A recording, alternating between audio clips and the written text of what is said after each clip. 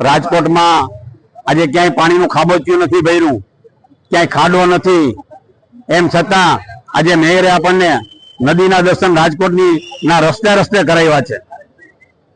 પેરિસની પાર્લામેન્ટમાં રાજકોટ અને ગુજરાતના રસ્તાના વખાણ થાય છે કે કેવા રસ્તા છે અહીંયાના। હવે અમને ખ્યાલ આવ્યો કે આ સરકારી અધિકારીઓ અને રાજકારણીઓ જે મોટા મોટા નેતાઓ છે એ વિદેશ પ્રવાસ શા માટે કરે છે? આજે અમને ખ્યાલ આવ્યો કે આવા રસ્તા બનાવવા માટે કરે છે। આજે ભાજપનો મરી ગયેલો આત્મા છે એને અમે જગાડવા માટે આવ્યા છીએ। અમે રજૂઆત મેયરને ફૂલહારથી અમારા બહેનો સ્વાગત કરશે, ફૂલની ચાદર ઉપર ચડાવશે, કારણ કે રાજકોટના બહુ રસ્તા સારા છે।